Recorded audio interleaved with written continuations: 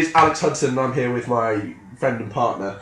Andy Hughes. Not like that. Anyway, Comedy cohort. Yeah, comedy cohort, and we're doing our podcast again for you. Welcome. Yeah, hello. Thank you for visiting. Are you well? Thank you for stopping by. You're looking very good today. Oh, I see. You've got a new cardigan. Is that a new perfume? Did you get that as a result of watching Lawless, in which Tom Hardy wears a cardigan? Or did you get it because you were cold?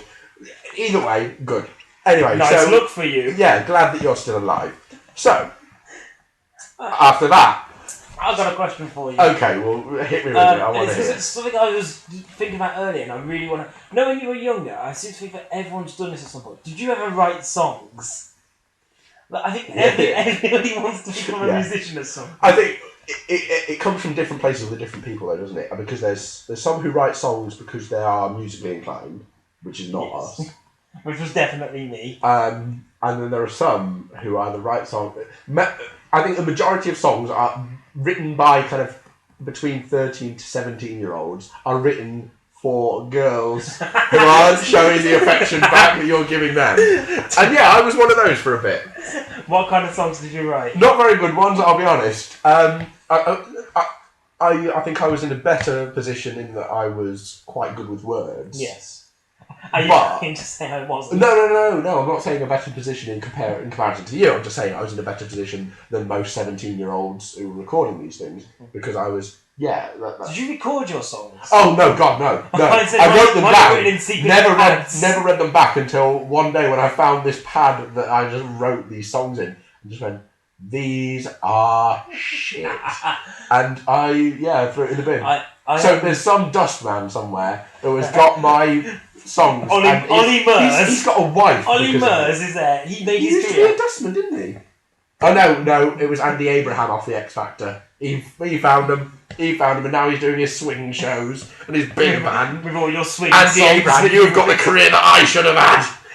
But the reason I brought it was because I obviously was a very emotionally in-depth child. You were very I was very linked with what was going on around me. Okay. And I thought I would write some heart-wrenching tales. And have you got one? No, I haven't got one with me, but I remember one that I wrote. Okay. And this is the reason I brought it up. I wrote a song about Saddam Hussein. Hang on, wait. Sorry, are we still talking about love songs? I don't know what it was. So you wrote a song about Saddam Hussein? A heart-wrenching song about how Saddam Hussein must be stopped. And I thought it was going to be a big #1 hit. And was it a bit like D-Ree when they used it for the Labour Party conference? Yeah, probably. Like, it was just going to be me on a ukulele or something, singing about Saddam Hussein. Especially you on a synthesizer for a minute there. I was like, oh wow, that would be epic. Ukulele. Yeah.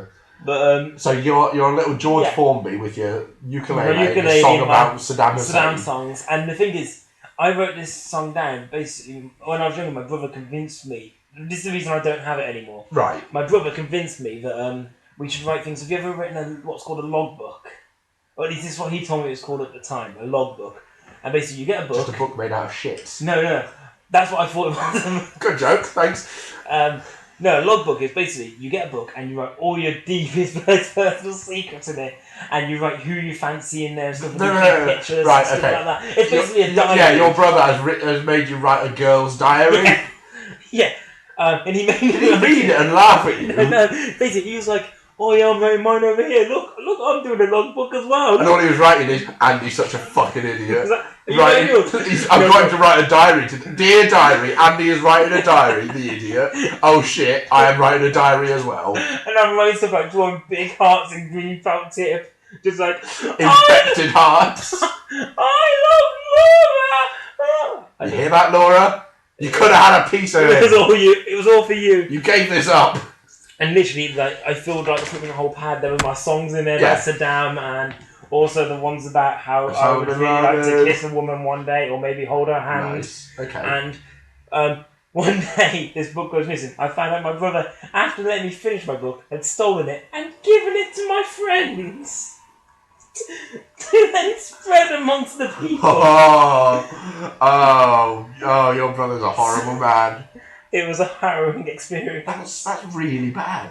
Basically, it's kind of... And did it come back to... Oh yeah, everyone found out. Okay. Nice. They saw my big green felt tip hearts. And how long did it take you to live that down? I'm still living it down now. To this day? This is my confession.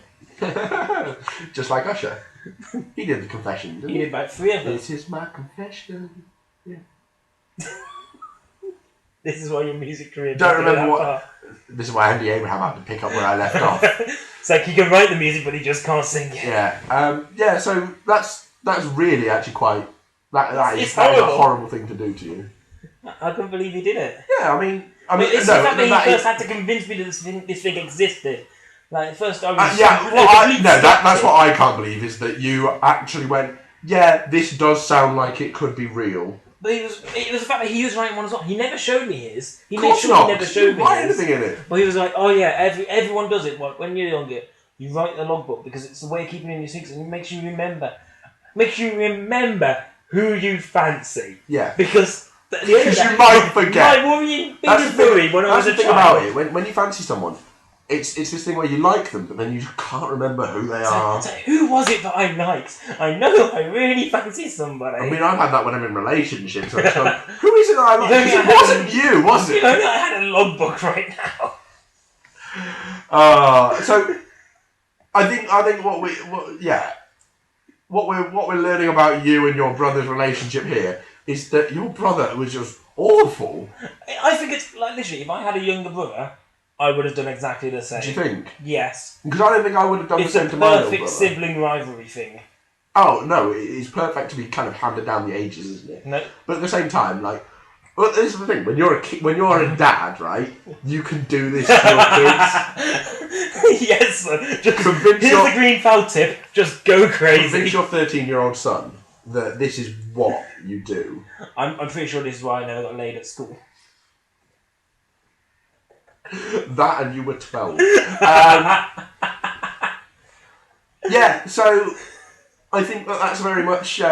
It could be something that you could easily do to your son, but obviously it would be horrible to do so. Because you've got an older brother as well. Yeah, Did you ever have a sibling? He never really. I mean, there were a lot of times where we just didn't get on for extended periods of time, and we're talking about years.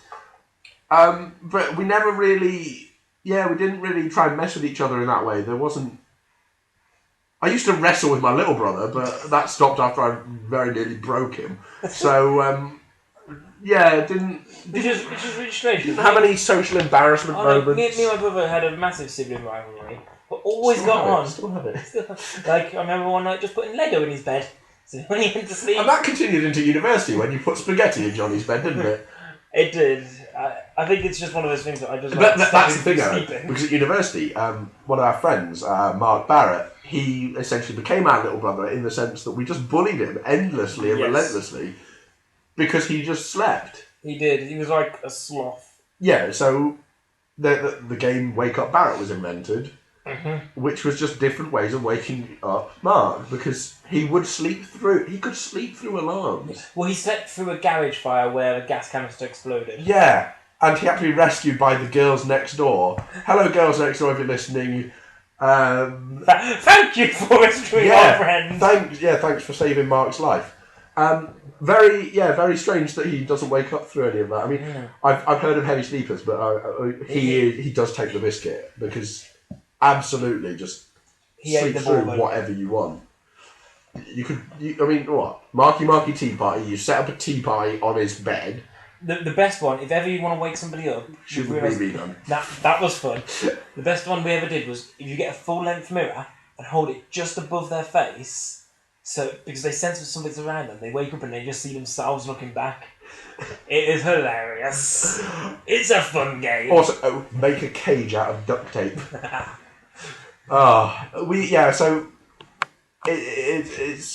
It's very much a thing, I think, where if you do have a little brother, that's what you want to do. And because you didn't have a little brother, perhaps that's why you did it to Mark so much. I had a little sister, but I didn't think it was... I think, there's because of the gender barrier, you've got to be a bit more respectful, haven't you? You've got to be like, well, I can't really... Don't want to set a period off. Because they can be triggered by punching!